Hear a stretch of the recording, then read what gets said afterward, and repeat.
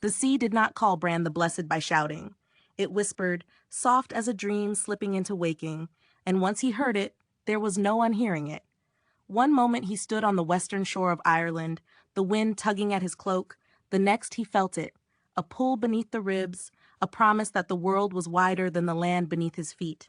An otherworld lay beyond the horizon, the voice said, a place where sorrow did not age, and time forgot its own rules. Bran gathered his companions and pushed their ship into the gray-blue swell.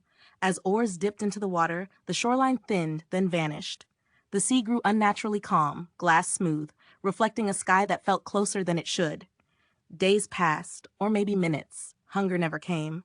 Sleep felt optional. Laughter lingered longer than it should have. Then the islands appeared. Fields shone green beyond reason.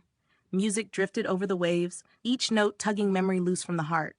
On one island, a woman greeted them with eyes like starlight on water. "You have crossed into a place beyond time," she said gently. "Here, joy does not fade. Here, wounds do not deepen."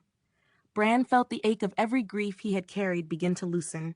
His crew laughed like boys again, running barefoot across grass that never bent underfoot. They stayed, too long, or not long at all. In the other world, the difference meant nothing. But longing has its own gravity. Bran remembered Ireland, the weight of duty, the people who would wonder if he ever returned. Against the woman's warning, he turned the ship homeward. The sea obeyed, though it seemed reluctant. When land finally rose on the horizon, the shore looked familiar, yet wrong. Figures gathered, staring as if at ghosts. Bran called out, his voice cracking with relief. A man answered from the beach. "Do not step ashore," he begged. "You have been gone for generations." One of Bran's companions leapt down anyway. The moment his foot touched the ground, his body crumbled, centuries collapsing into dust in a single breath. The wind carried him away. Bran understood then. The other world had not stolen time. It had simply refused to spend it. From the deck, he told his story, of islands untouched by sorrow, of joy that never tired, of a beauty that asked a terrible price.